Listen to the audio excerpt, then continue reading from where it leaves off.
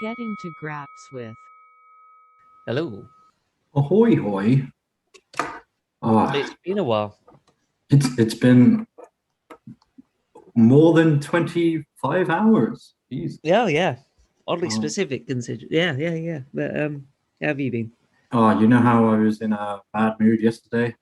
Oh. Today is cheat day. And oh my God, I don't know if you've ever tried food, but it's amazing.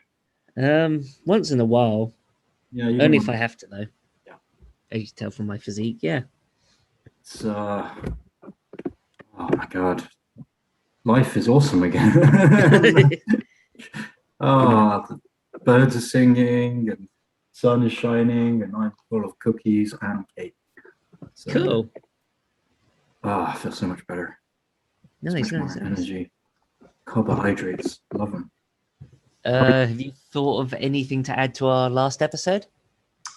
Uh, what were we talking about? Oh yeah, training. Inspiration Um, and things, yeah. not really.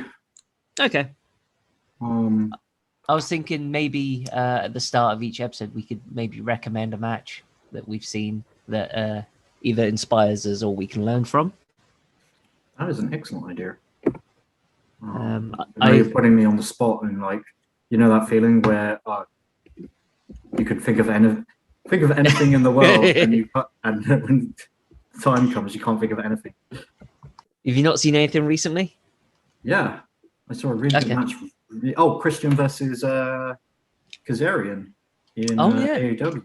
Christian's debut. Probably one of the Mm-hmm. best Christian matches I've seen since his series with Randy Orton. Yeah. Although I do think they should have put Kazarian rather than Christian, but Yeah. I mean, if it was like other companies, it'd be like, oh, okay, it's his first match back in 7 years. He's not going to win. yeah. But yeah, I don't mind it. I That's cool. mean, Kazarian still looks strong, so Oh, he's yeah, great. Chris Aaron's great. such a good worker. How about you? Yeah. Have you seen anything recent that you would recommend? Um, I sent you a link to a match, but yeah, go on. I recommend that one. It's not so much that the match itself is great, but the crowd is like the best crowd ever, and it was Kikuchi and Kobashi versus, oh god, I can't remember their names now. Two American guys that were in WWF and then ECW. Um, it's let's see if I can find it here. So yeah, Kobashi and Kikuchi versus Furnace and Crawford from 1992. They were in ECW. Yeah, briefly in like the mid when Rob Van Dam was defending his TV title. Oh, okay. There's a lot of guys who had like just one-off matches in ECW. Yeah, but like this crowd is like the greatest crowd of all time because like everything that the baby faces do, they go nuts for. Like the heels go to just do a standard suplex, and you know the baby face does the whole squat to stop it. The crowd go ape shit for that move. Any reason in particular? They just really wanted to see the baby faces win the tag belts. So I recommend that because it is the greatest crowd ever. And like literally everything. Like they go to lock up, the heel slaps the baby face, and the crowd boo, and then the baby face strikes back, and the crowd go, they stand up, and they're like, yeah, kill him. And like I was watching it, just amazed at the crowd that would stand up for literally everything. Like anytime the babyface got any pin, they were like, "Oh, this could be it." And then when they didn't and they kicked out, the crowd, you could hear them all at the same time just go, "Oh, boo!"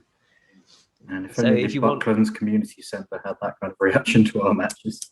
exactly, like I was thinking, if I could get that reaction from a suplex, a standard suplex, my God, I would be happy with my match. I was just thinking about the time Timo had me in an electric chair. I was sat on his shoulders. I was choking him. I'd been a sleeper on his back. He put his hands under my armpits, threw me up and caught me. He's so strong. No reaction. Then he dropped me. So I fell what had to be like 8 feet, landed on my head. No reaction. Timo does a kip up, back up. Great reaction. And I was like, fuck me. Fuck my head, I guess. And I was like, man, if no reaction. they got like the amazing feat of strength, nothing. The move, nothing. Kip up, yay! I was like, just kill me.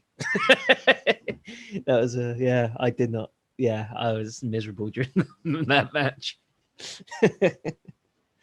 Yeah. Should we invite our guest in? He's been waiting Yeah. there for like 5 minutes, but I didn't want to interrupt you. Okay.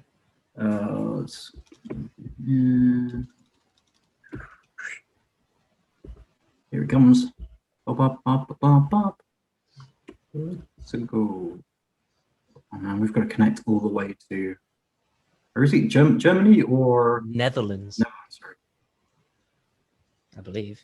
Oh, it's got to go all the way down that pipe, all the way to the Netherlands. Yeah. Podcast. Hello. Jurn. Oh. Yeah. Sorry, I was taking a wee. Oh, okay. As I told Taylor on Discord. I told him I was taking a poo before the podcast. So Everyone's telling me their toilet habits. I don't know why people feel comfortable telling me. Are you going to expose it? Maybe. Fair enough. Yeah. But how are you doing? Yeah, I'm doing all right. Yeah. Cool. How about you? Yeah, it's not too bad. I feel like, you know, we were talking like half an hour ago, weren't we? So yeah, exactly. Ruin the immersion. But yeah, you were on Twitch and we were chatting on there. Yeah. Yeah, no, thanks for doing this though. Yeah, no problem. Thanks for having me. We greatly appreciate you taking the time. We know you're a busy man. Not on the weekends. Oh, you're a full-time streamer at the weekends, aren't you? No. I stream every now and then on the weekends, but like I tuned in last weekend. Was it last weekend? I forget. And it was very enjoyable, very entertaining. Okay, well, thank you. The first trap. Yeah, the dating show. Yeah. Oh yeah, that was a lot of fun. Yeah, that was Saturday. Yeah. What's that, number 4 now? Yeah, I think so. Cool. How are you finding them? Yeah, like I really like them. The only thing is like it's I have a problem with like getting guests and that sort of thing.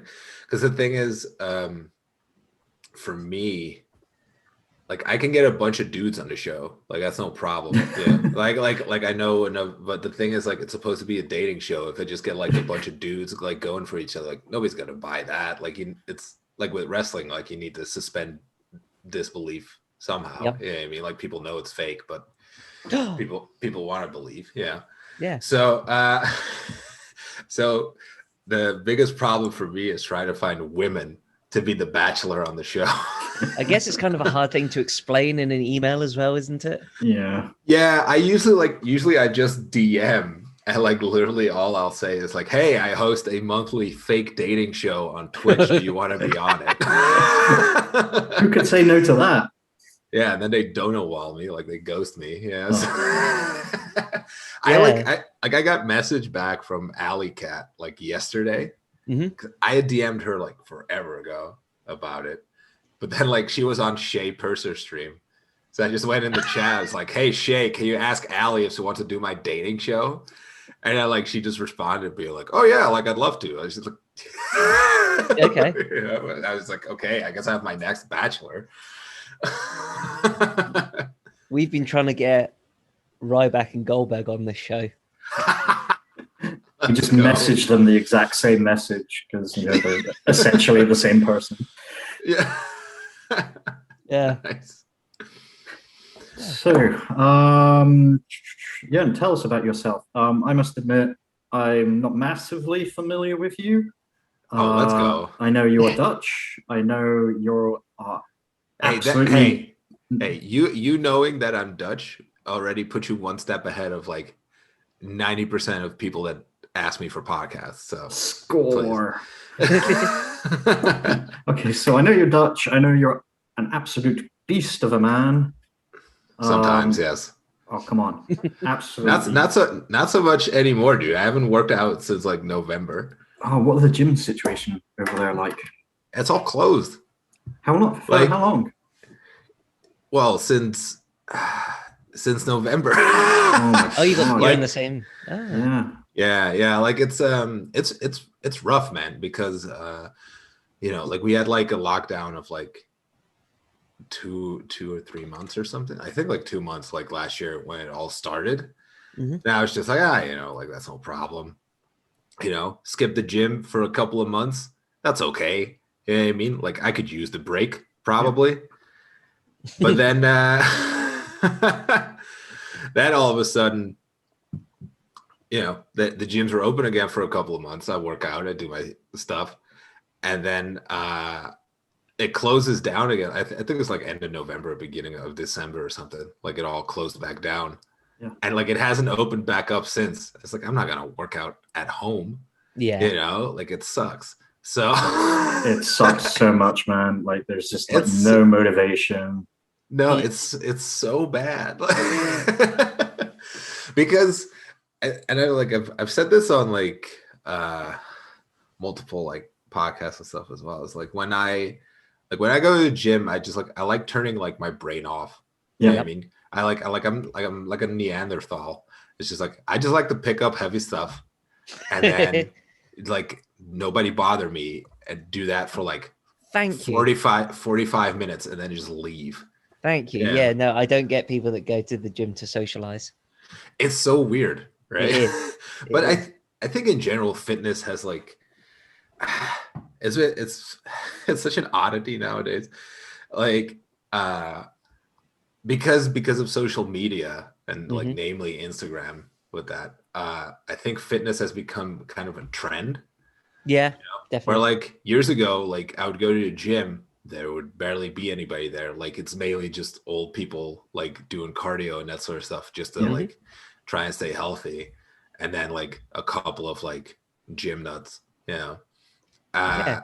And now like the gym's always just not now because they're all closed here, but like nowadays, Yeah.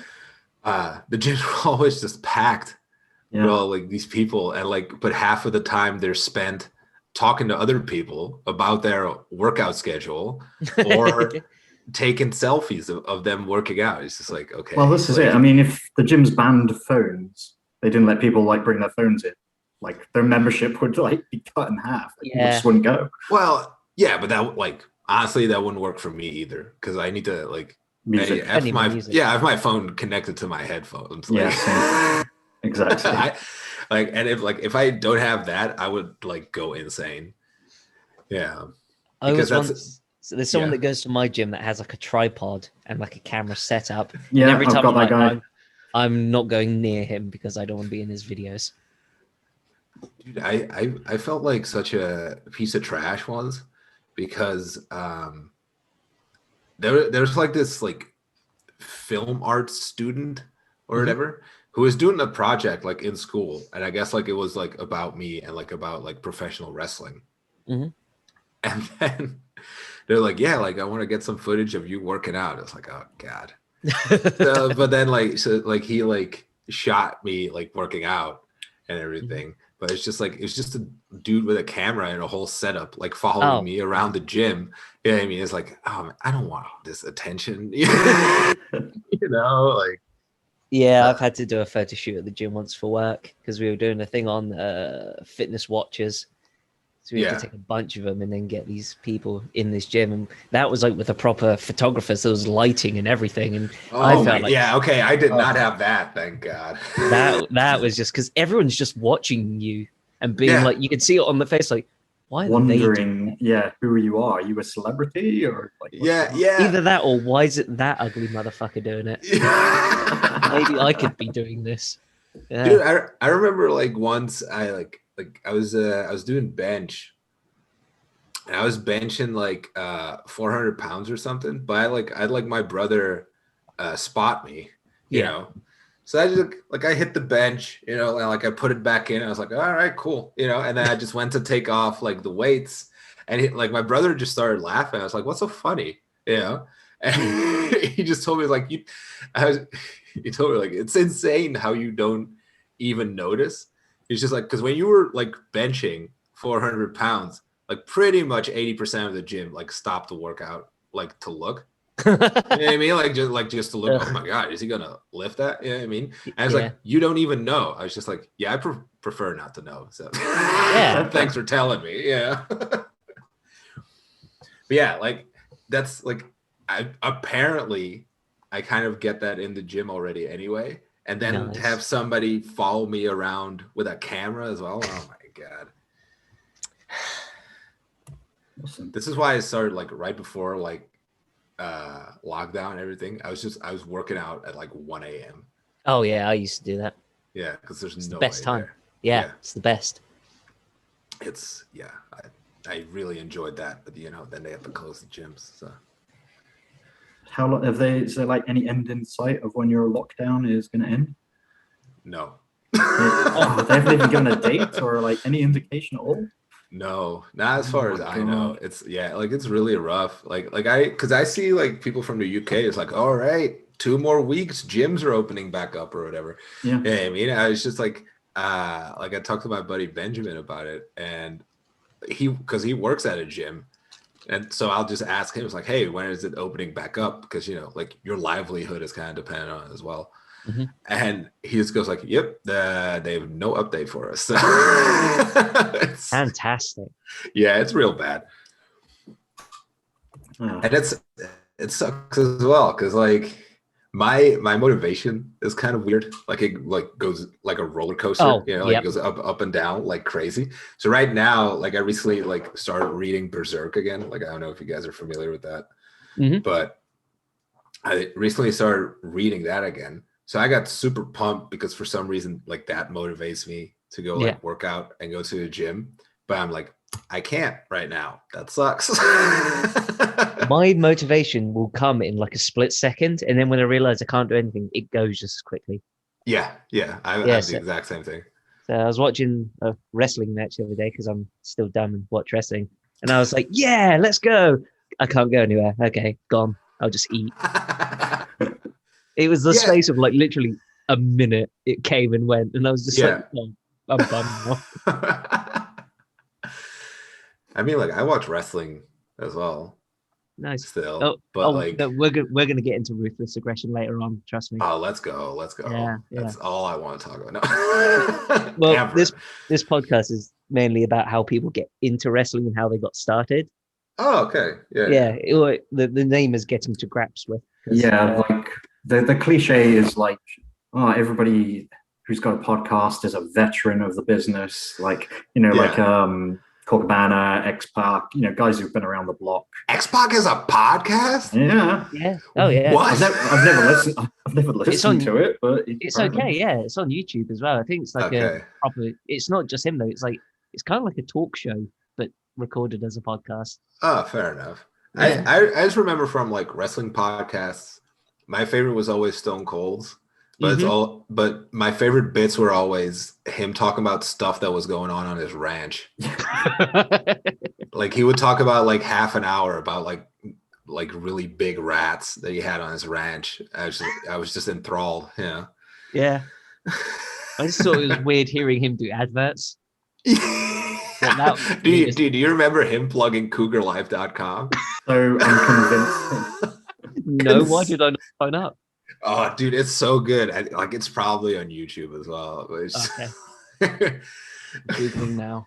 yeah, it's just like, well, get this. There's a dating site where the women hunt you. Hey-oh! Yeah. It's so stupid. I love it. So, what was your first? Oh, here we go. Yeah, I found You found it already. Let's go. it. What was your first exposure to wrestling? Like, is it as common? Like over here, it was like on a pretty big channel, so it was very easy for people to just come across wrestling. When you first found it, was it? Yeah, I mean, like I found it because of my brother, but he had seen it like at a buddy of his, like he had a sleepover at a buddy of his, and then like they watched wrestling together. It was like it was on one of the main channels, like here in the Netherlands at the time. I think this was like around 99, 2000 ish. Yeah. Yeah. Mhm. So I started watching them as well because my brother told me it was sick. I was like, all right, And then like pretty quickly after that, so like basically like when Attitude Era died, they took it off TV here. You know, I think they had like some invasion stuff and everything like still on, but then it just ended because I guess like the wrestling boom had kind of ended as well, and maybe they found out Dutch people didn't really give a shit. Was it but, huge you know, what? at the time? Was it huge like at the time for you? No, No, not okay. really. Honestly, not really, because they had like they wouldn't have like full episodes of Raw or SmackDown or whatever. I think Okay. like usually what we got was just like a 30-minute recap of both. Oh, right. Yeah, so you just kind of get the highlights of it. Really? Yeah, it sucks. But you know, like I got hooked on it, and then like we started playing the video games, and then like through the video games we found like the WWE website, and then like I just stayed in touch with everything that was going on through that. It's Okay. exactly the same as us. Like so many guys we've spoken to got into wrestling through video games. It's crazy. SmackDown 2. Yeah, SmackDown 2, dude. Yeah. Yeah. That's where I remember seeing like on the apron banner. I remember seeing the website, and that's like where I looked it up. Nice. And this is the thing, like they don't have a good wrestling game nowadays, so I think they're missing out on so many prospective eyes on the product, because if they had a good wrestling game, that would draw in, you know, just that huge sector of fans that would normally never consider wrestling. Yeah, I think it's because like it's a bit of an issue in the sense that like the games now are like they're simulation type games. Yeah, exactly. Yep. So it's like FIFA or whatever. Yeah. You know, like, which is fine if you're a wrestling fan. You know, like I remember playing one of the recent games like maybe like 2 years ago or something, and the objective that I had in career mode was to get a 5-star match, and I immediately uninstalled the game. I was disgusted. No, but like I was just like, okay, like I don't want to do that, dude. Yeah. Like I just like as a fan, I would be like, I want to be Batista, hit everybody with a spine buster and win. You know, like I don't want to have like a super dramatic match, all that kind of stuff. So I think like the games back in the day, they were like more like kind of arcade-ish. Arcadey, yeah. Yeah, and I think like that's what like got more people to play him, I guess, because I remember like when I would have friends over and stuff, we would play wrestling games, and my friends who weren't wrestling fans like at all liked the games because, you know, like they're just like easy to hop into. You just like kind of do your stuff, and like they're fun to play, and just like it was also like a big advantage that like they had all these different like game modes and match modes that you could play with multiple people. You know, which it like they still have that today, but now it's just like because it's so simulation based, it's just boring and dull. Yeah, you get your friends around, and if they've never played a wrestling game, they're just hammering buttons, and they're like, "Oh, I don't know what we're doing," and it's kind of a mess. It's a mess. Yeah, well, like it's the same thing. Like if you play Tekken with your buddies or whatever, and like they never play it, like they can still have fun with Tekken because they can just like mash buttons and stuff happens. Yeah. You know what I mean? And they were like, oh my God, like I'm so good with Eddie Gordo because I just have to mash 2 buttons instead of 4. You know, but but it's just a thing like I think that's kind of gone because now it's like, okay, like you go to grapple, you have them in like this hold, you have to hit this combination of buttons to do this move. You know, like it's all like the spontaneity or whatever from it is gone. You know, which I think really hampers the fun of like those games. So who's the first wrestler that caught your eye when you were watching as a kid? Rhino. Yeah. I don't know. Like, I don't know why. Like, he's not like one of my favorites nowadays or whatever. But I think like, because some people have vivid memory of like their first match and like what they saw. You know, like the first match they saw, like all this kind of stuff, which I don't have. But I remember Rhino's like goring Chris Jericho through the SmackDown thing. Oh yeah. Yes. And I was just like, man, this guy's cool. So like that was one that really stuck out to me. I also like loved Kane and Undertaker. Yes. Just because they were huge, you know, like they were really like fucking tall and massive, and they would just they would beat the shit out like everybody else. Like that's like all they would do. Like me and my brother were especially fans of Kane because Yes. besides being tall, he was also ridiculously jacked, and he had a cool mask, and he had pyro. You know, like he's like a cartoon character, which was sick. Kane And was then my favorite when I was a kid. yeah, Yeah, and dude, mine. like I remember I went to a WWE house show like in the Netherlands like a couple of years ago, like with my brother and my dad, Mhm. right? And it's all like these like new guys that like because my brother doesn't watch wrestling anymore, Yeah. so like he doesn't know any of them. And then Kane showed up and he just jumped out of his seat. Like, he was so excited. And then like the entire match, he was screaming for Kane to do a choke slam. And then like when he did, he lost his marbles. It was great. That's awesome. But yeah, and then later, like I was a big fan of guys like Lesnar and Batista and stuff. So you always like the big guys. Powerhouses. Yeah. Yeah. Did that influence your style? Because I've been watching some of your matches, and you do that big guy, big move style. Well, yeah, I guess. I mean, like it was also the thing of like when I started wrestling, Mhm. it was made very aware to me that I was pretty much bigger than like everybody everybody I wrestled. You know what I mean? Mhm. So it's just like, yeah, you have to do that kind of stuff. I was like, yeah, I don't have problems with that because like I like I like those guys anyway. So like, why not? You know what I mean? But it wasn't me just going like I'm gonna do this stuff because I like it. It was more just like, oh, my hand is kind of forced, you know. But I'm cool with it, so I'll just roll with it. Okay. So, like, when did you decide that wrestling was something that you wanted to do? Very early on. Yeah. Yeah, like I remember just like like the first couple of times I watched it, I was just like, man, this would be sick to do, you know. Okay. And was it a specific match or a guy or something? No, not No? at all. No, Okay. It was just just a the thing. concept of it. Yeah, just a thing in general. Yeah, I mean, Okay. and like I realized right away as well that it was fake. Yeah, Right? oh, yeah. Because it, like I remember as well. Like one of the first things I saw was somebody doing a gorilla press, right? And like even as like a 9-year-old kid, I was just like, yeah, that's not real. You know, like you wouldn't be like held up like that and not just punch the dude on the top of his head or whatever. You know what I mean? Like I just used common sense as a toddler. I think my parent did the same. My mum, I remember coming in and watching it and being like, you know, that isn't real. And I was like, well, yeah. Yeah. But you know, like I didn't care. Yeah. But yeah, I remember just like being fascinated by the whole thing and just being like, man, like if there's something I want to do, it's that, right? And then later as I got more and more into it, I just like was making my mind up kind of like along the way. It's like, yeah, that's what I want to do. Yeah. Did you have to think that you'd have to maybe like move to America to do it? Yeah. Absolutely. Like that was my plan.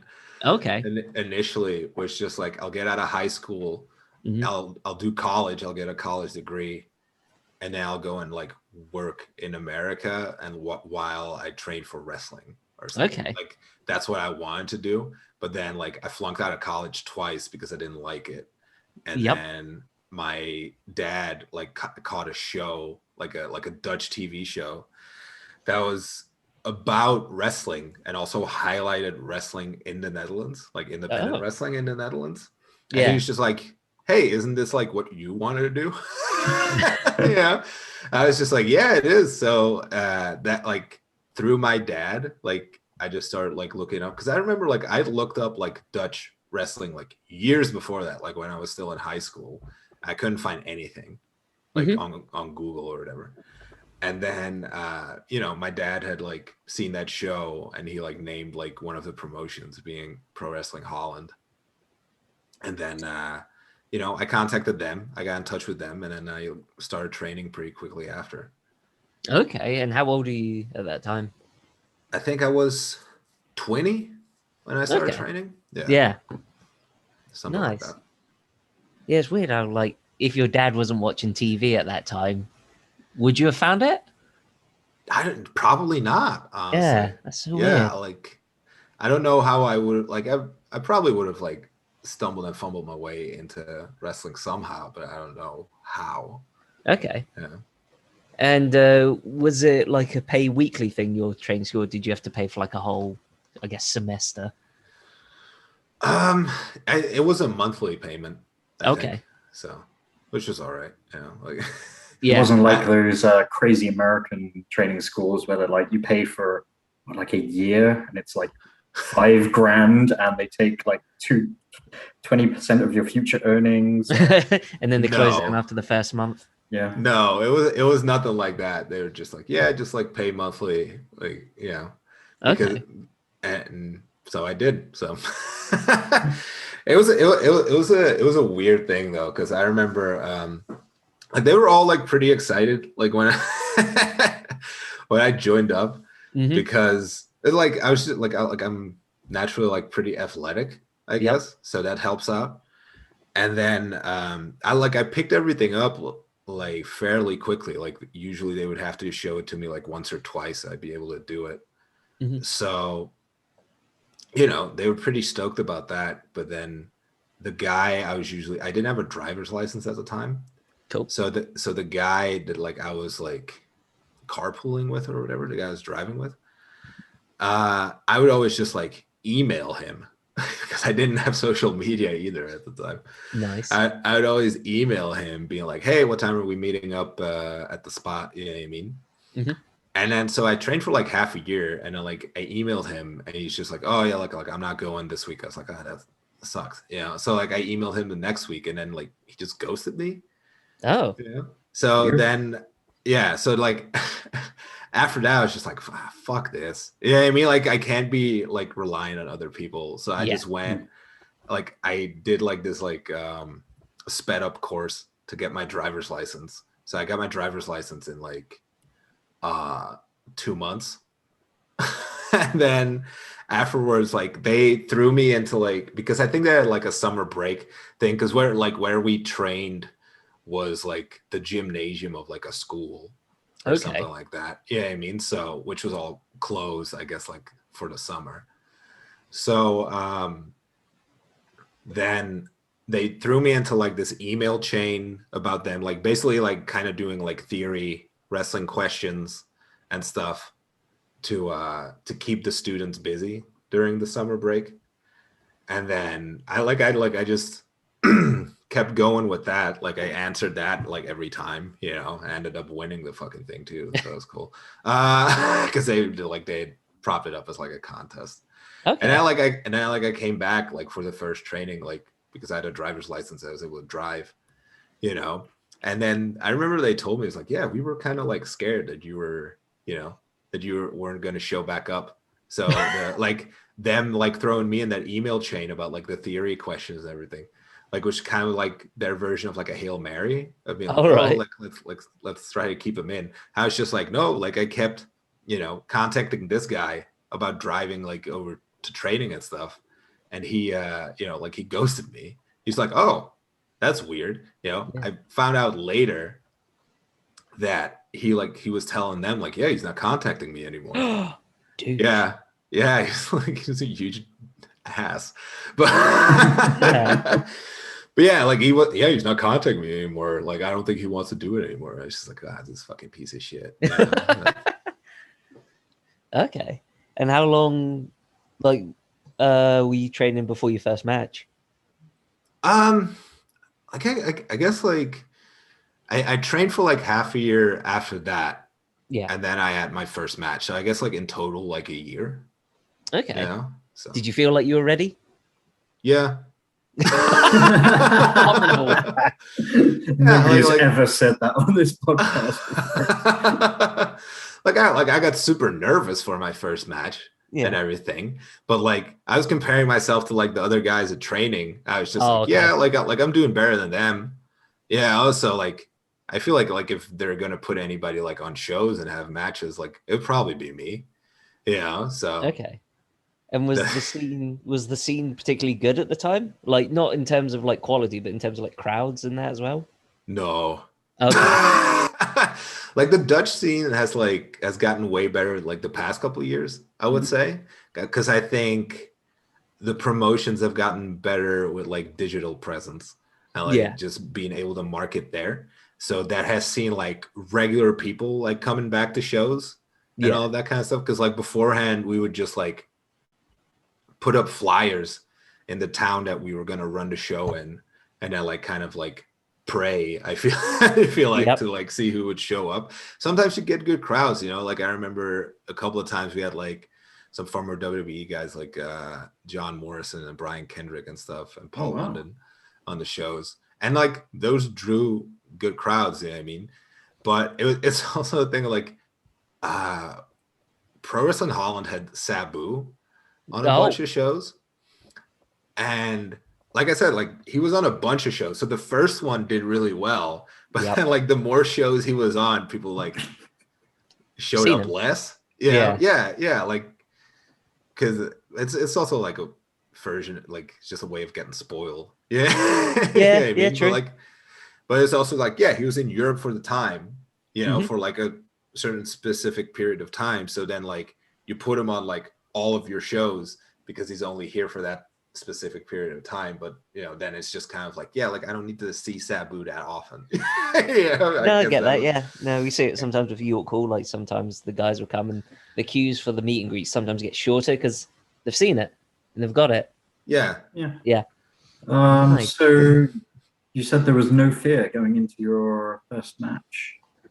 Well, I didn't say there was no fear. I felt like out of everybody in training, I was probably the most ready one. So like I felt like it made sense, but I was nervous about it. Can you remember? So what was was it 1 versus 1? Was it Battle Royal tag team? Um, well, like it's a little weird. Like I remember like we did some like wrestling stuff at festivals, like music festivals and stuff. So I Oh, guess like technically like that's where my first match was, which was a handicap match. Me and some other guy against like a big fat guy. And, and then like and that was it. Like we got squashed with the idea of it. But You the got thing, squashed. What? yes, Oh, how fat was this guy that he squashed you? dude, he was like 400 pounds or something. Oh my god. Yeah, he was huge. But you know, like it was whatever. Like the thing is, we would have like 3 blocks of like 30 minutes, I think, like every mhm. time, like during the every day, and it was like 3 days. And I just wrestled like every time, you know. So I got like in one weekend I had like 9 matches. That's awesome. Yeah. So yeah, That's a that lot was of like really experience. good experience for me. And like I remember one of the matches. It's me and a guy called Johnny Evers, which is like he's a great dude. He Mhm. wrestles for WXW as well now, but he's another Dutch guy, right? But he and I had a match, and like that's like it was not like that complex of a match, obviously, because like it was still like my first weekend of wrestling. Yeah. But you know, like it was dope. Like I remember like he and I like had like chemistry. Like I could notice that right away.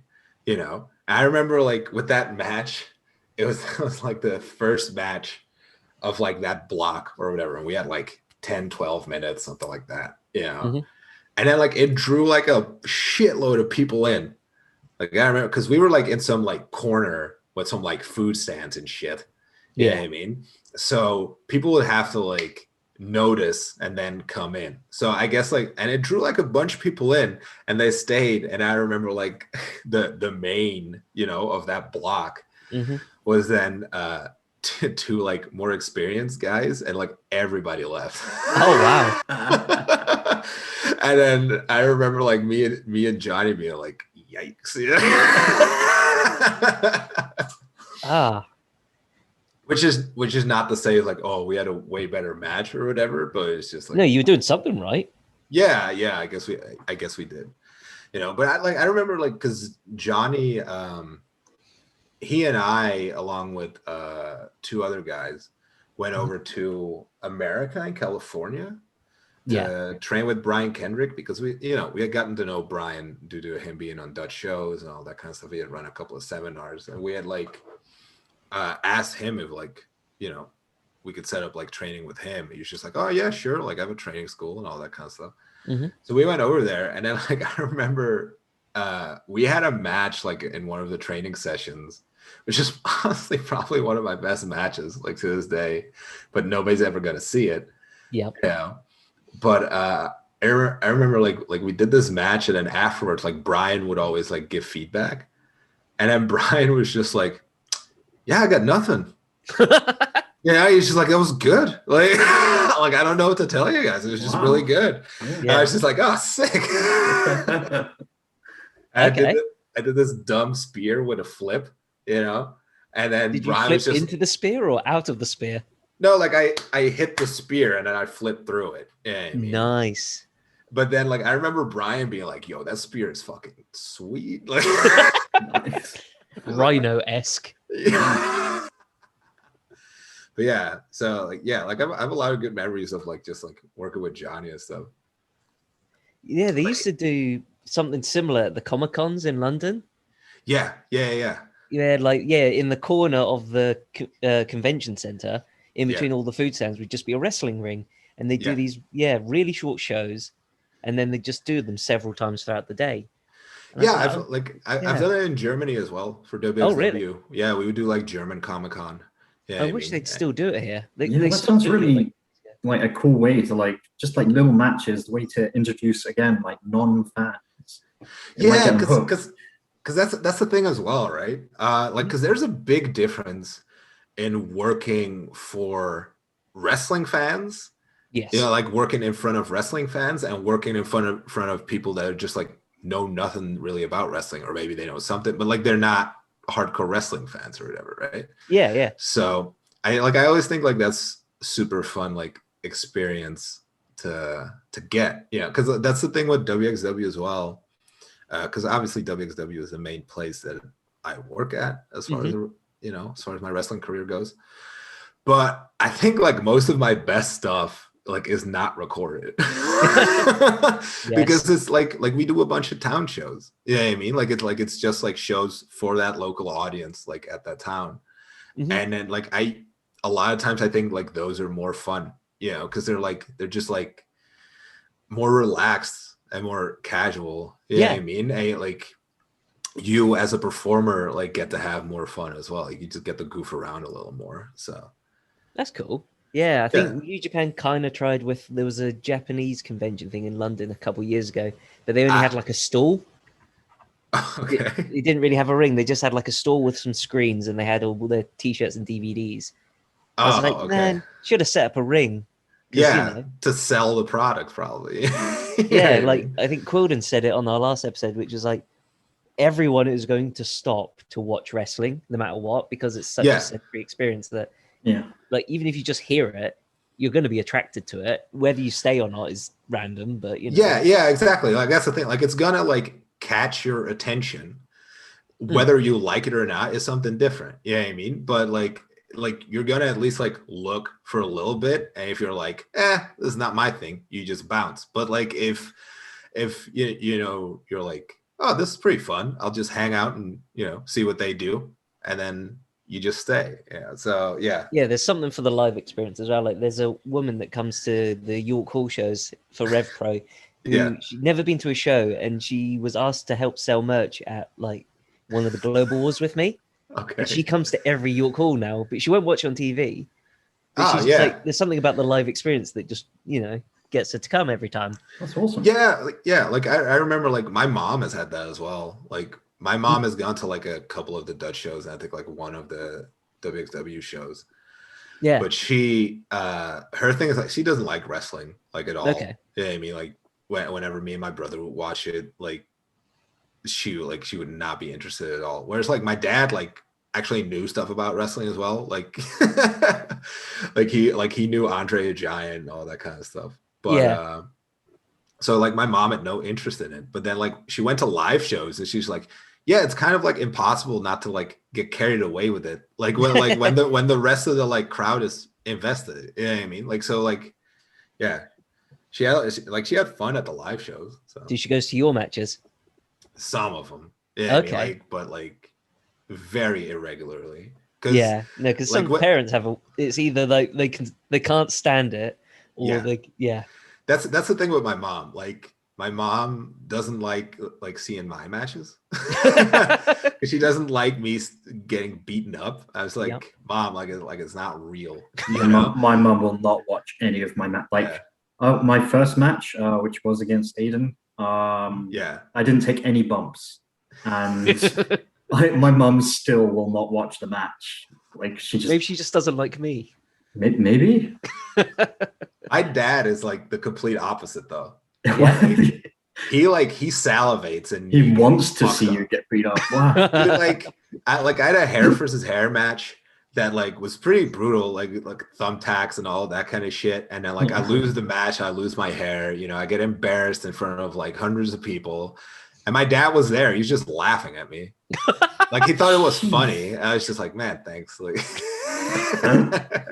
Nice. but like I had a cage match as well, Yeah. right? And then like that got bloody and stuff too. And like he was front row for it. So every now and then, like I peeked over, and he just like got the biggest grin on his face. Oh my god. Dude, I'm down bad right now. Like, what are you doing? Like That is amazing. So that reminds me of, do you watch South Park? Yeah, I've seen a fair bit of South Park. Yeah. You've seen the one where Wendy beats up Cartman? Yeah. It goes in slow motion and it shows everyone shocked, and then it shows Butters and he's just laughing so hard. Yeah. It just makes you think of that. It's the biggest grin. That's amazing. So when you were going into wrestling school for the first time, were you going in, did you expect everyone to be like your size as well? So were you thinking like, man, can I get away with this Brock Lesnar stuff? No, I wasn't expecting that. I was thinking like, okay, you know, because I went and started working out like when I was like 16, like working out at a gym, Okay. being like prepping for professional wrestling. Yeah, was that what 'Cause- got you into the gym to begin with?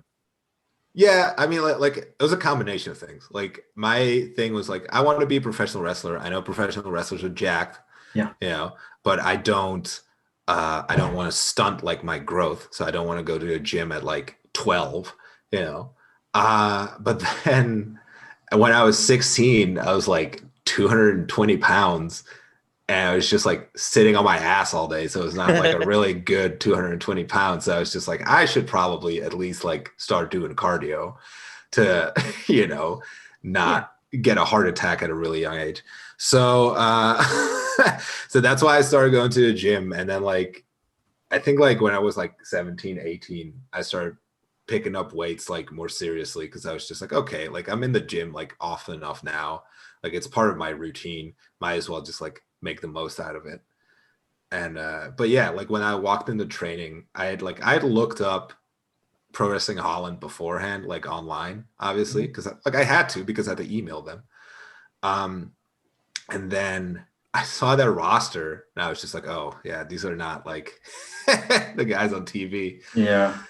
So, but I was just like, yeah, you know, like it's whatever. Like and I when I did go in there with the anticipation of being like, I'm assuming like half of them is going to be like jacked. You know what I mean? Yeah. And I walked in there and I was like, man, none of them are. It's the exact reaction we had when we were Yeah. Wow, not me, because I was one of those scrawny dudes. Yeah, I went in you going, got yes. I was gonna say the relief of like Oh, you're not yeah. in there with like 7 Brock Lesnar's, you know, vying for your spot. Yeah. Honestly, I'm happy that like that wasn't the case. Yeah, I mean, because like that got me on shows like early, right? Yeah. Because they were just like, well, like Jurn looks like a wrestler, so like it's easy to put him on shows, you know. And then like it was definitely like beneficial that I picked stuff up quickly as well. But I'm pretty sure like it accelerated me being on shows, is that like I was in shape, you know. But yeah, and then like overall, like throughout my career, I think like it's helped me in general too. Like go into WXW and all that kind of stuff is just like yeah, they they don't really have a lot of guys like me. Like, Okay. so What was like the style before you went there then? before I went to WXW. Yeah, because you say there weren't a lot of guys like you. Was it more? Well, yeah, well, the thing is, like, what I mean is like just like a tall jack dude. Yeah, yeah. You know what I mean? Like I just meant from like a visual standpoint, I guess. Okay, Like, yeah. for example, like because they had Walter, who's Oh, huge, true. Yeah. right? Like, but he's huge in a different way. Yes. Like they had Bad Bones, who's jacked, but he's like 5 feet tall. So so kind of in that sense, I guess like they had Absolute Andy, who was tall and somewhat built, but he's like, it's kind of like he always had like kind of a dad bod going. So, like it's more in that sense. I was actually like I was not that familiar with WXW before I went there. Like I knew they existed. That was pretty Yeah. much it, right? Then it was actually like Johnny Evers, the guy like I mentioned before, that got me like a tryout match for them at like one of their dojo shows. And then like afterwards, like they started booking me. Yeah, that's Okay. that's So pretty you much how impressed that them on your started. first match. Yeah, Nice. because it was the thing like it was I think it was like Dennis Birkendahl, who is a guy that does like a bunch of that graphics and camera work and stuff. Like he was there, and at the time WXW was mainly ran by a guy called Christian Jacoby, Okay. and they were watching the match, and like I really didn't do anything at match. Like I I had a match with Toby Blunt, who had been wrestling for like a number of years at that point. Yeah. But dude, it was so fucking hot that day. Like temperature wise, I was just like we had an 8-minute match. I think we called it in like 2 because I was just like, I don't want to do a lot, because I'm gonna be like sweating my nuts off, and like that's not good for anybody. So, and like he later came back, it's like, are you sure you don't like want to get like some cool stuff in because this is like your tryout match? You know what I mean? Like you want them to book you, don't you? Then I was just like, like I guess I'll do like my standing moonsault, and like you can roll out of the way and it'll go to your comeback, but then I can show the guys that like, hey, this is something I can do. Yes. So I heard later from Dennis, as I said, like a big thing I did back then was a chin lock. Like I made a big deal out of a chin lock. Randy Orton like, inspiration. Yeah, I was gonna say Randy Orton. Yeah, well, like I would lock it in. I would just like like my tongue out, like all like just like go nuts, right? Apparently, like I did that in that match, and apparently, like Jacoby looked at Dennis and went like, "That's our next world champion right there." After a That's chin lock. amazing. Which later like ended up being true, because like I did win their world title, but like it was obviously a joke. But like I heard that story like years after it happened, right? I thought it was so fucking funny. Because like you'd expect like maybe the standing moonsault, but no, that's my favorite story now. Well, like I remember talking to Jacoby about it like afterwards. Yeah. Because like he came up to me afterwards. He just went like, "Who trained you?" I was just like, "Oh, like Tanquan Gabriel Angel Fire," and he was just like, "You don't wrestle like them at all." I was just like, "Yeah, I'm twice their size. Like, why would I wrestle like them?" Yeah. He's like, "No, it's good." I was like, "Okay, cool, thanks." And then like he's just like, "Yeah, like, are you available for shows?" And like he started asking me immediately, like, "Yeah, of course, like I don't have anything to do." But then like we talked about it a little bit. I also just went like, "Yeah, like I did the standing moonsault so you guys could see like, hey, it's something I can do."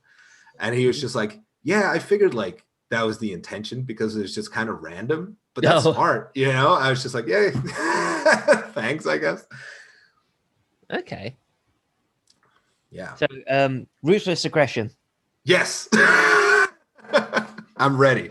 Your favorite era of wrestling, is it?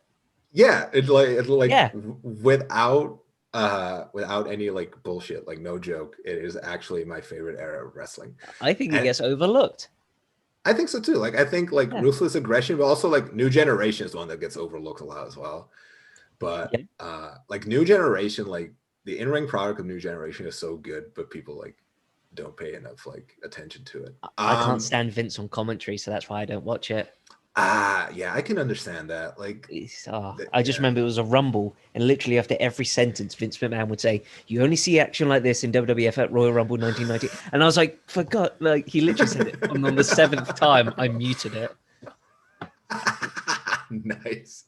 Yeah. But yeah, like it's obviously like I got into wrestling, I guess like at the tail end of the Attitude Era and stuff. Same time as me then. Yeah. I think when my first episode was the one where the invasion just started. Yes, so like I got in like right before that. Okay. Because like I said, like I remember them showing like some of the invasion on TV, and then like pretty quickly after that was done, right? Would you get pay-per-views then if the TV wasn't like if it was half an hour TVs? Would you get okay? How would you watch them then if you wanted them? I didn't. Okay. I like that would just be like in the recap as well. Oh wow. Yeah. So, but so like I watched that, right, and then obviously like that went into Ruthless Aggression era. Yeah. And then like Ruthless Aggression was the time that I started like really like heavily looking up WWE like online and that sort of thing. And I just started following it like week to week. Like I would read the results of Raw and SmackDown and that sort of thing, and just like look at the pictures because and then like if they had clips of it, which was very rare at the time. Yeah. I would watch those, right? Because like internet was not what it is today. Yeah. No. But yeah, like that's kind of like how I followed wrestling for a large part of it. And then like later, like you got certain means yes to get pay-per-views and shows and stuff like on your computer. So like I would use those and then like I would watch it. I would just like watch it and follow it pretty much religiously. Okay. Yeah, look, I feel like with Ruthless Aggression, people feel like, oh, it was lower than the Attitude Era, so it can't be as good. Yeah, but that's the thing. Like, I feel like the thing with Ruthless Aggression era is like the wrestling, like the in-ring product, is so much better than Attitude Era. Yeah. Oh, right. Easily. Because the thing is, like Attitude Era, when it comes to like in-ring product, like they had a good main event scene, like. Fucking Stone Cold and The Rock and stuff, like that shit's timeless. Yeah, I mean, like that's like it's just good. Like Stone Cold is one of my favorite wrestlers of all time. But the rest of it is just so much just dumb gimmicky shit. Yeah, you had like the oddities versus the headbangers. Yeah, exactly. Like who gives a shit? Yeah, I mean, but like the matches are all the same as well. Like punch, punch, punch, get to the corner, Irish whip them, and as they come out, you give them a back body drop. Yeah, and everybody would eye rake, like it didn't matter, like face heel, like everybody would eye rake. Dude, I remember like one match I watched back, it was like from 97 or something, 96 or 97, something like that. But it was like Shawn Michaels versus Ken Shamrock. And Ken Shamrock's entire comeback is like 4 Irish whips and a move. And like that's his entire comeback. It's like, really, you're not creative enough to like string this together with something besides an Irish whip? Yeah, there's a lot of Irish whipping going on there. Yeah, yeah, it's crazy. But I think like Ruthless Aggression era had like it was like a really like solid like in-ring product. Yeah, I mean, like also because of like like guys like Lesnar came in that could just like fucking go, and then like you say like guys like Eddie and stuff. Like Eddie Guerrero. Yeah, I mean, that whole SmackDown 6 thing. The SmackDown 6. The SmackDown 6 was sick, dude. Like it was insane. But then like on Raw, for example, like you had Evolution, like you had Triple H, who's fucking stellar. Yeah, I mean, like I don't know about his 20-minute matches with Goldberg, but besides that, like all of his matches was sick. And then like you had the same thing, like you had a bunch of new guys coming in, like Randy Orton and stuff that could like really go. And then, you blend that in with like a bunch of like really like the big like drama gimmicky stuff of the Attitude Era, because that like was still going at like because a lot of it is still like ooh, like they're so edgy. Yeah. But but it like the people are eating it up. Yeah, I mean, like fans are eating it up. So like I feel like you kind of get the best possible combination of like a really good in-ring product and all of the like gimmicky drama stuff. The soap opera, yeah. Yeah.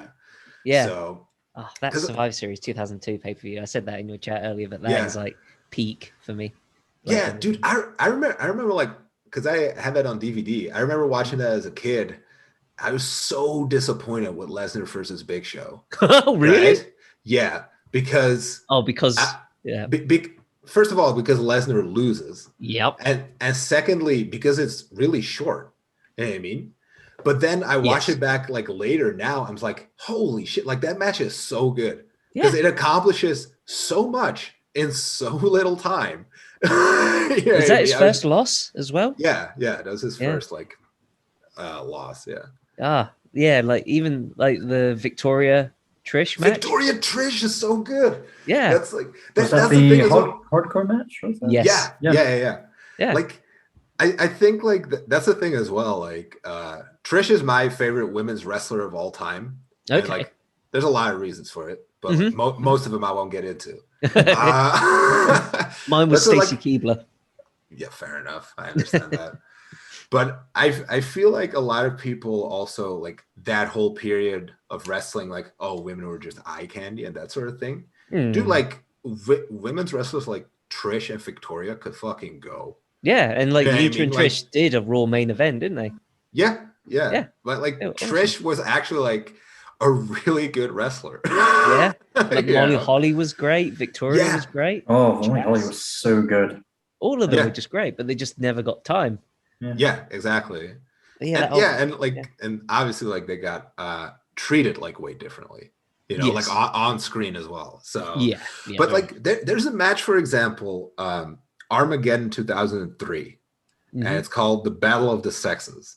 And it's Trish and Lita versus Chris Jericho and Christian. I remember that match, yeah. That match is so fucking good. Dude, like because the whole thing is like the setup is super stupid and like Yes. it's super sexist because like the setup is Christian and Chris Jericho bet $1 Canadian that they can bang one of the girls before the other one. Oh my god, can you imagine that nowadays? Like how that would go? No, and Reaction like to that? Jeez.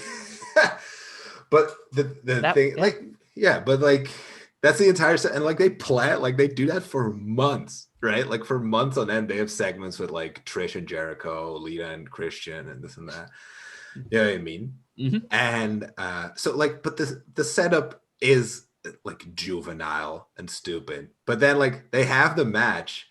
And women, like, for a big part of it, like, kind of kick the shit out of the guys. You know what I mean? I remember But Christian got his ass handed to him a lot of the time. Yeah.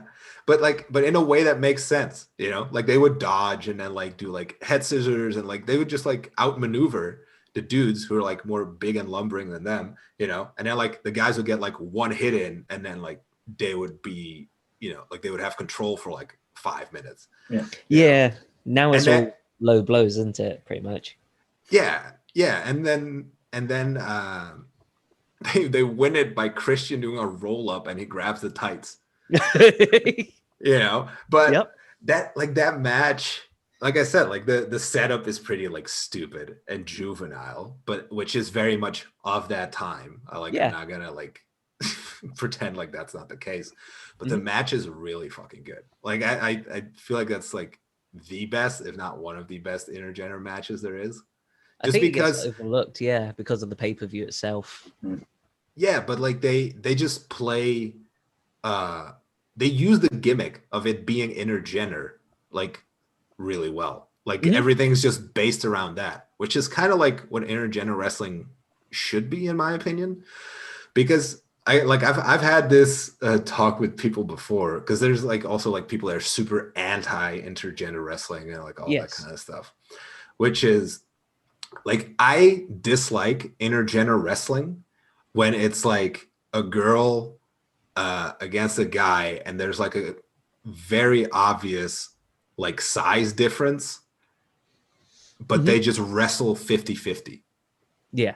You know what I mean? Like they just wrestle equally. Like that does not make sense to me at all. Look at it, because it's in the same sense. Like if I wrestle Rey Mysterio, hopefully someday. Yeah. But if I would wrestle Rey Mysterio, like I'm not gonna do Hurricane Ranas as well. You know what I mean? Like, no, but like that's the No, thing, I get what you're right? saying. Like, Yeah, you play to your size. yeah, but everybody like wrestles on an equal level. You know what I mean? Which doesn't make sense in No, I my get that. opinion. Like if you have like I don't know if you guys know Alpha Female. No. Alpha Female is like she's a German wrestler, like independent wrestler. She's a big girl. You know what I mean? Like oh, for example, like I'll use a different example that maybe you guys know, like Rhea Ripley. Yeah. Like you put like you do an intergender match, Rhea Ripley versus like some small independent wrestler, like I don't know, or Me. or even Rhea Ripley. Yeah, I bet you would like that. But or you do Rhea Ripley versus Rey Mysterio. Like once again, like in that match, she's gonna like be the dominating factor. Yes. You know what I mean? So like because that's what makes sense. But like I feel what a lot of people do is they have an intergender match and they don't play up to the gimmick of it being intergender. Yes. Does that make sense? No, yeah, no, I get what you're saying. Yeah. I apologize for the like. I guess it was a little bit of a rant, but No, it's cool. No, that's what you're here for, is to talk. Yeah. I've been sitting on this one for a long time, Taylor. Thank you. I appreciate that you used our platform. No problem, dude. Anytime. Yeah. So what wrestling do you watch today to inspire, or do you say you do still watch wrestling? Do you watch it to inspire you still, or? I don't know. I don't know about that. Like I don't watch wrestling nearly as much today as I did. Yeah. But that's also because of like the current situation we're all in, like worldwide. Like Yeah. with the pandemic and stuff, like I can't wrestle myself. So if I'm watching wrestling now, it's just gonna make me bitter. And I'm gonna it like kind of rubs it in your face, like you can't do this. But yeah, exactly. Like, hey, like you used to do this, but now you can't, you know. But if I go back, like I usually do go back and watch Ruthless Aggression era stuff. Like honestly, like I remember like a little while ago, I watched like a bunch of Eddie Guerrero stuff from like when he was WWE champion, like his stuff versus JBL and stuff like that. Shit is so good. It's insane. Like I remember me and Alexander James had a match that was kind of like this. Yeah, it's no holds barred. You know what I mean? Like street fight kind of shit. But we weren't really given like any gimmicks for it. Yeah. You know, like weapons and stuff.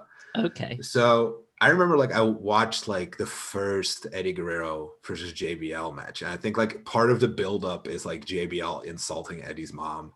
And that's yeah, I mean, so like Eddie's like fuming, like he's pissed at JBL. So like he makes his entrance and like he gets up like on the turnbuckle, like JBL is in one of the corners. He just like stares him down for like a full minute.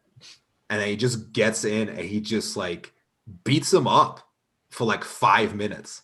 And it's just like JBL like scurrying, trying to get away. Just like Eddie, who's like, JBL's like 2 feet taller than Eddie. Yeah. But like, because Eddie's like so aggressive with it, you know, and because like JBL does a really good job of making Eddie look bigger than he is as well. But he's just like on top of him, just like a pit bull, you know, and it's just like, you feel like so well, like, that he's out for blood, basically. You know what I mean? Yeah. So I just went to AJ's like, I think it was like Avalanche, who was like our agent for the match. I was just like, I have this idea, like, why don't we start that? Like start like that? Because like AJ, like this was our first match after he and I were a tag team. He had turned on me, you know, this is the first time like we're touching. So I was just like, it makes sense, you know, like we can start that heated. You know, so it was the same thing. Like I don't get up on the turnbuckle, you know, like I get up on the apron, you know, I just stare him down, and then it's just like it starts right there, just fighting. You know what I mean? And then and then like we brawled like around the ring, all that stuff, and like I scoop slammed him on the ramp or whatever.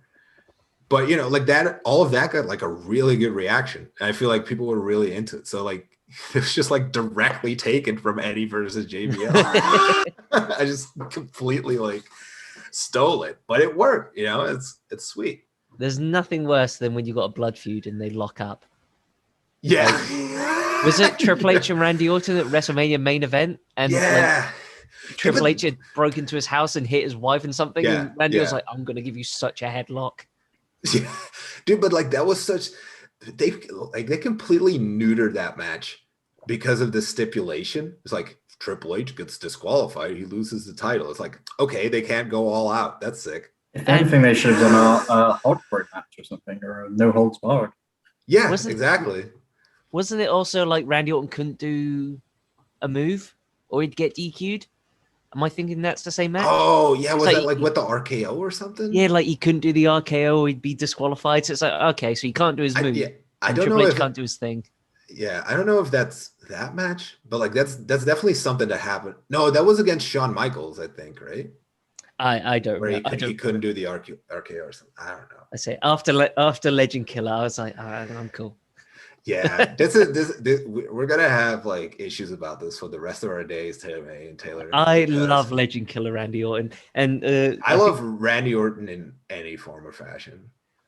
You've seen ECW One Night Stand, have you? Where he comes out, Yeah, and like everyone's flip. That kid punches him in the arm, and he looks and he goes, "You punk motherfucker!" And then he's just standing in the ring, and everyone's throwing shit, and he goes, "Ah, my fans." Yeah, that's my favorite Randy Orton. Dude, like obviously, like I love Legend Killer Randy Orton as well, but like I said, like I love any version of Randy Orton. I genuinely think he's like one of the greatest performers of all time, like in wrestling. I just wish I could walk to the ring for 20 minutes and just, Hey, wait, dude, how are you gonna say that when literally Undertaker had a career? You know what I mean? Like you're gonna complain about Randy Orton taking time doing an entrance when the Undertaker like literally took 10 minutes every time. Like I say Undertaker's look has more presence. I'll say that. Apparently, Undertaker Undertaker would, depending on who he was working, if he knew he was going to have a terrible match, I don't know, with like Yokozuna, he would make his entrance even longer just to like draw it out. I understand that though. Like, yeah. I feel that, dude. My whole shtick for a long time was doing like a super long entrance where I would pose on the stage for like a really long time, and, like air guitar and fucking swivel my hips and shit. It works. And I think like the longest one was like 9.5 minutes. What? Would you not get bored? No. Not in that like during that. For that one particular entrance, no, because I was dreading the match that was to come. So I was just like, I'm just going to stall this for as long as I can. But overall, yes, I got really bored of it pretty quickly as well, to the point where like I was just like, okay, like because I got turned into a baby face because people really like the entrance. And then I was just like, we got to stop this. You know, like you guys got to turn me heel because I don't want to do this. And they were like, yeah, sure. So then I turned, but then like people to this day still bring up that entrance to me. I was like, it's been like 4 years. Please let it go. I would really appreciate if other people did as well. I understand you thought it was fun, but I'm not a fan. At what point did you feel like training was going well? Was there a match or something where you sort of felt like everything was clicking? Cool. Honestly, not really. I like I said, I picked everything up like fairly quickly anyway. Right? So I remember being really fucking nervous, like to do matches initially, right? And like, of course, initially, like it was dreadful as well, like training matches. Yeah. But then I think I eased into that like pretty quickly as well, because I like once again, like I would compare myself like to the rest. You know what I mean? Like to the guys that were doing shows and stuff, and I was just like, I don't think I'm that far off. You know what I mean? Like if I just like calm down, like all that kind of stuff. Like I remember there was at one point I had a training match with somebody like when I hadn't done shows yet, and then the guy worked my leg the entire time, Mhm. and then at one point he decides to like Irish whip me. Yeah. So I just tumbled Yeah. because like he didn't call anything. So I didn't like he just went to Irish whip. And I guess like I was just gonna fucking take it, like whatever he like, wanted to Yep. do. But like he didn't call anything. So like I just tumbled because he had been working my leg the entire time. You know what I mean? Yeah. I was Smart. just like, that makes sense, you know? Yeah. And then I remember like everybody else, like I remember like the guys watching just went, oh. Like they were like, oh, Psychology. ever, you know, like so I guess like that was a moment where I was like, okay, like I think I got a, you know, a decent grasp on it now. Yeah. Cool. Another thing I had a question about was the first time I saw you, I think was Epic Encounters. Was it? Was Was it Epic Encounters? It was a York Hall show. wasn't it Summer Sizzler? Oh, was it Summer Sizzler? Okay, yeah. Yeah. And your look stood out because you had the cool cape with the fur and all that. Yeah. How long did it take for you to get that look for yourself? Because I think that's something a lot of people, when they start wrestling, me especially, struggle with, is trying to get a look or an identity that when people Yeah. see you can identify. So how long did that take for you to come up with? It took a long time. I remember like when I started out, I was like the most like bland ass baby face looking dude ever. Yeah. Because I had I had the typical like white guy haircut. You know what I mean? And then I was clean shaven, all that kind of stuff. And I remember like I always remembered like hating shaving because like my beard growth is pretty good. Mhm. So I would have to shave like constantly. Ah, But then like I was just like, I'll grow a beard. And then somebody was just like, you look like Daniel Bryan. I was just like, I'll get rid of the beard. Like nothing against him, but if it's just like I was just like, that's not like what I'm going for or whatever. you know, don't want to so be compared to someone, do you? yeah, exactly. Yeah. So I remember like later after that, I was just like, you know what? I saw Beauty and the Beast. And I was just like, man, Gaston is like the perfect villain. Right? So I was just like, I'm gonna do everything in my power to like look like Gaston. Like I'm already jacked, so that helps. Are you going to eat all the eggs, like 2 dozen eggs, or how many eggs that you says in that Yes, song? Yeah, absolutely. 4 dozen eggs every morning. yeah. But no, but like I dyed my hair black and I made it grow out so I could like, you know, wear it in a ponytail and Mhm. I would like stay clean shaven. And that worked for a while, right? Yep. But then like I remember they were putting me with Carson Beck.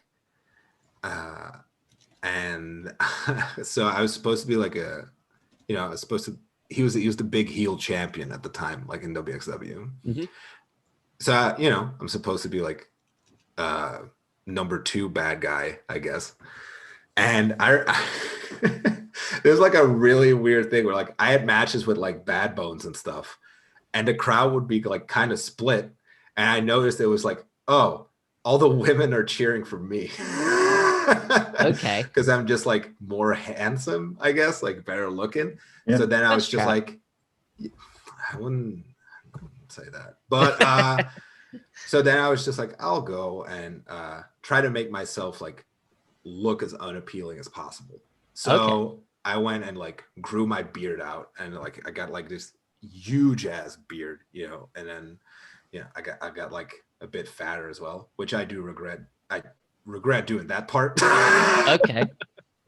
But yeah, like I like and that's then I beat Carsten Beck for the WXW title. Uh-huh. And he had the gimmick back then of being like king of wrestling kind of gimmick. So he had like the Yes. royal gimmick, right? So he had the cape. And I took it from him because I took his title, I took the cape, you know, like I was now the king of wrestling, you know. And then he and I were supposed to have a match, but like that never came to fruition, unfortunately. But then later, you know, like later he wanted his cape back because it's the one like he paid money for.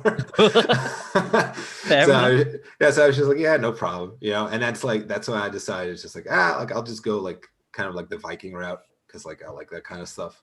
Yeah, I mean, and like pretty sure, like I've never actually, done the tests and everything, like DNA tests and stuff. But considering like where I'm from and what I look like, I'm pretty sure I have roots there. Yeah. Yeah. So I was just like, I'll get like the big fur coat and everything, like kind of like like the Starks have in Game of Thrones, because that was a hot thing back then as well, and I was super addicted to it. So that's like kind of how that came about. Okay. So it was kind of in a way by accident. In a way, yeah. Like there's a Yeah. lot of like different factors, I guess. Yeah, that's cool. Did you have anything else, Ben? On my long list of questions that I didn't actually prepare for. No, just our typical to finish up. Any advice you would We give could do to? we could do a lightning round. Like if you have a bunch of questions left and we just like bang them out, I like give really. Oh, do you want to, Aidan? Do you want to do the name association game? Oh, yes. So Okay. I have this thing where I name either a wrestler, a venue, or a show, and you tell me the first match that comes to your mind. Oh, the first match? Okay. Yeah. So That's gonna be so much more difficult, Aiden. you're welcome. Well, I did it first with name a match, and I thought that was cool. Then we tried just word association, but I feel like the match one I find more interesting. So Okay. If I said SummerSlam. Oh, Brock Lesnar versus The Rock. Nice. That's a solid. Yeah, the training montage before that match is one of my favorite. Like where The Rock's running up the steps and Brock Lesnar's like got a tree log over his shoulder. Yeah. He's running down the road. It's amazing. I just like, cause like I remember watching that match back. It's just like I don't think it's like one of the best matches, but it is like a thing. Like I remember, like I was buzzing for it as a kid. Yeah. Because I was all aboard like the Brock Lesnar hype train, but The Rock was such an established guy. I was like, oh my god, this is like a dream, like this is like a dream thing. You know what I mean? Mhm. And then like, but that's kind of like the vibe like in the crowd as well. You know what I mean? Like they're all like, it's all the nuts. it's all the anticipation of like, is this actually going to happen? You know what I mean? Like, is Brock actually going to do it? Is kind of the thing. So like, yeah, I still really like that match. Okay. WrestleMania. WrestleMania. This is so hard, dude. Thank you. Batista versus Triple H. Okay, I'm trying to think which one that was. 20. That was 21. Okay, nice. Kane. Oh, shit. I mean, I could go Kane versus Undertaker, but that's like there's like 20 of them. Yeah. See what I mean?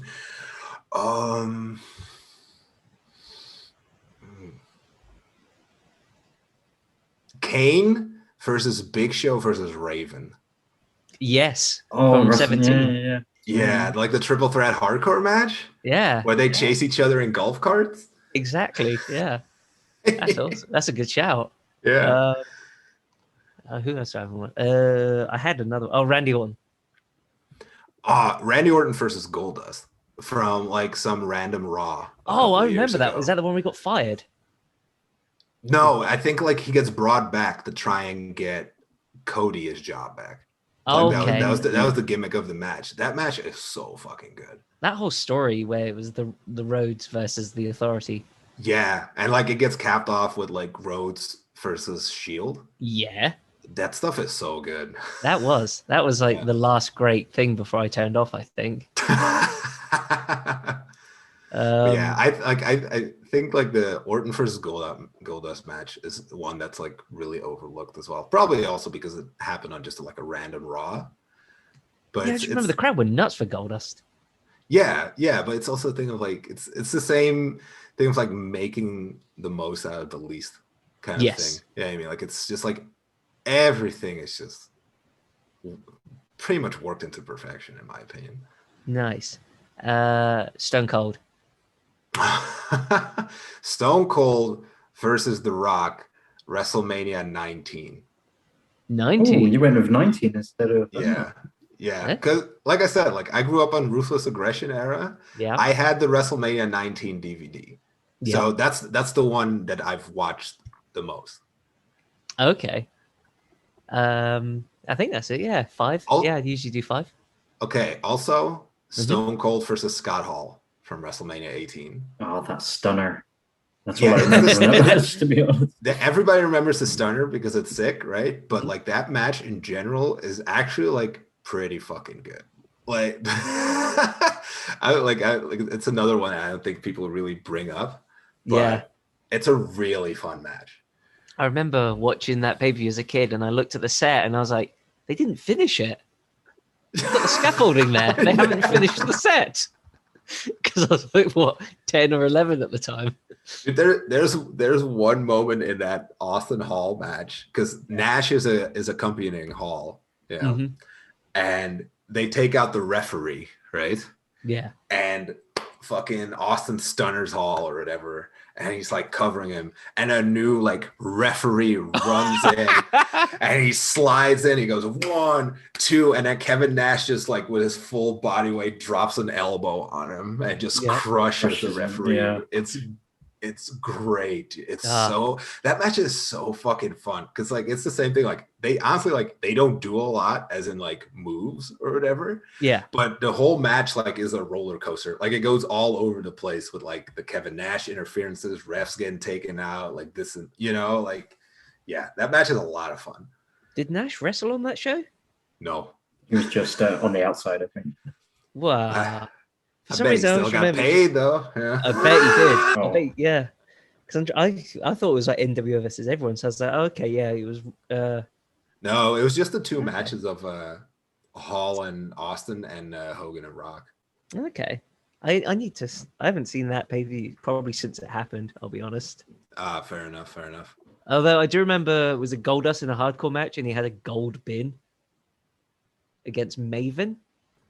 Yeah, I think so. Yeah, Because back I remember that. wasn't that also during the time like they had like the 24/7 hardcore stuff Yeah. Yes, going because I on? just all I remember is the vignettes, and it ended with Molly turned on the hurricane, and then at the end of it, I think Maven got it back and jumped in a limo.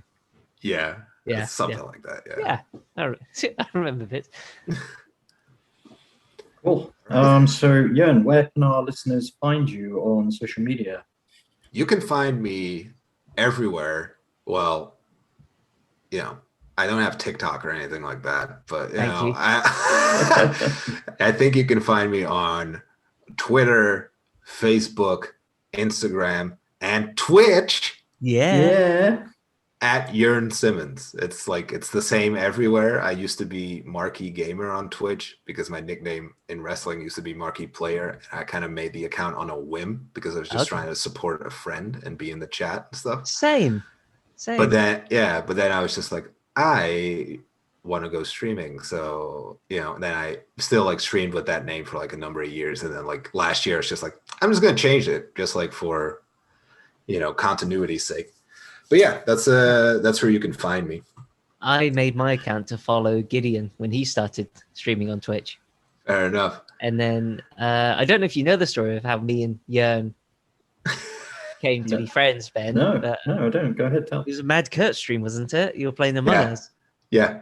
And I commented in the chat thing, and Mad Kurt just said, because my name on Twitch wasn't TaylorMade Aiden Taylor, but Mad Kurt just went, oh, TaylorMade Aiden Taylor. And I think you laughed at my name. Yeah. I remember going like, his name is what? And then I joined the following game, I think. Yeah. Yeah, on the same stream. Part of me was like, oh, Jörn just feels bad for me because he made fun of me. Well, no, well, that too, but it's also the thing, like you came in and you were just like the sweetest, nicest guy. I was just like, okay, like that's why I felt bad. I was just like, I just mocked this dude that's just a complete sweetheart. Like I shouldn't have done that. It was in bad taste. Yeah. And then you, Kurt, and Benny inspired me to start streaming. Yeah. And now I'm streaming. Hooray. Yeah, and you're doing really well. I'm doing okay, yeah. Like sometimes you're like your speed runs pop off. Like yeah, it's very random. Like sometimes it would be like 2 people, but other times it could be like 30, and then sometimes I'll get raided by like 100 people. Yeah, but that's probably the thing because like because it's such a specialized thing. You know Yeah, what I mean? yeah, it's so niche. Like, yeah, it's so niche. Whereas like that's kind of the problem with my shit. Like I just kind of stream everything, and it's just like, yeah, I don't get like the 100 person raid. Yeah, but you Or have like a more consistent fan base, I think, that come to see you. yeah, I guess. Yeah. Well, with me, I think the people come if they can find someone who's better at it, they'll go to them first, and I'm there as like a last resort. I mean, dude, the thing is for me though, like I'm always super nervous for the dating show Yeah. because like they've all done really well. Like always been like really happy with them, but every time I'm like, this is the one that's gonna tank. And like this is the one that's gonna bomb. Like nobody's gonna show up because like the last one we did with Kim, I thought like she was like one of the best bachelors, Yeah. but it was also a thing of like she's like she has a bunch of followers on TikTok. Like I have no idea if she promotes it on TikTok or whatever. Yeah. I don't think she did, but I can't check because I don't have TikTok. Don't blame you. But like I know her like through Shay Purser, you know, and it's just like I just needed somebody as a bachelor. You know what I mean, but then it's the thing of like when I had Jessie, okay, at least like people on Twitter know her and stuff. Yeah, you know I mean, like she has some like visibility there, which is where I mainly plug my shit, right? And then like when it's another wrestler, like when I had Kurt and that sort of stuff. So with her, I was just like, yeah, I just like I don't know. You know what I mean? Like I don't know if people are gonna tune in for this. But then like people did. So yeah, they always do great. So it's always what is it the last weekend of the month? Dude, I just try to do one a month. Okay. I like it depends on like when the person is available and that sort of thing. I wanted to do like, all right, we're gonna do this like first weekend of the month every time, you know, because that's like when I did the initial one with Kurt, and then the second one with Hunter. Immediately he was just like, yeah, I can't make it that weekend. I was like, well, fuck me, you know, like so whatever works. Yeah. Cool. Awesome. Well, thank you for taking the time out of your day to join us on the podcast, Jurn. And we very much look forward to seeing you return to the ring when this goddamn pandemic is over. Yeah, me too. Thank you guys very much for having me. If you want to have me you. back at some point, you know, I'd be more than happy to. Oh, we'd love probably to. will. Yeah. Awesome. Yeah. Great. Because I feel like there's plenty of stuff you guys and me could still talk about, even though like we've been doing this for like an hour and a half. Oh, just like gaming and stuff would be awesome. So yeah. Cool. Yeah, anytime, dude. Yeah. Yeah, you know, so like if you guys like run out of guests or something, just hit me up. Awesome. Can do. You know, next time you have Quilden on the show again. Yep. Can you ask him to book me? That would be cool. Yeah. Because, you know, he's very unresponsive most of the time that I try to contact him. Oh, he's unresponsive with us as well. Don't worry. Yeah. That's what I've heard. Yeah. Cool. Well, Turn up one day and just you know, next time there's a York Hall show, just come, and then I'm sure he'll be like, oh, cool. Dude, like I remember like I would talk to people about that, like about Andy and stuff, because I did the York Hall show, right? And then like one show after that, the Southampton. Yeah, I think so. But like both times I worked with Lance Archer, which was super dope. You know, like he was really nice and everything, and like he and I like hit it off. You know, so but then you know I was just like talking to Andy, it's just like it was all good. You know, like it's just like trying to work out future bookings, but whatever. Like nothing like came about. And I had other people that worked at Ref Pro. I would talk to them. It was like like Andy's like not responding. It's like he's just like really bad at that. You know, and then somebody like would bring me up to him, you know, and they would like, oh yeah, I really like Jurn. Like, okay, like like me enough to put me on shows, please. I'm sure, like, probably once things open up, he's probably going to be more likely.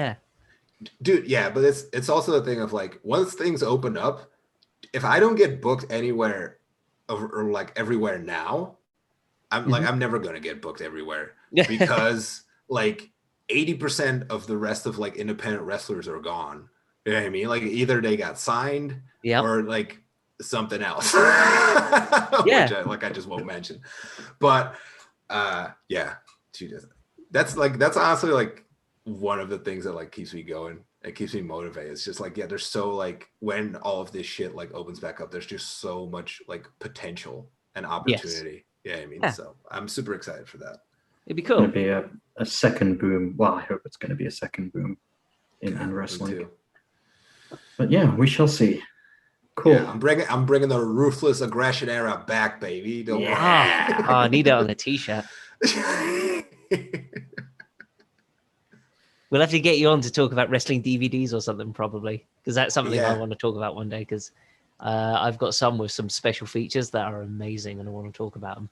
Oh yeah, okay, yeah, I'm super down for it. Cool. Yeah, we'll have to do that.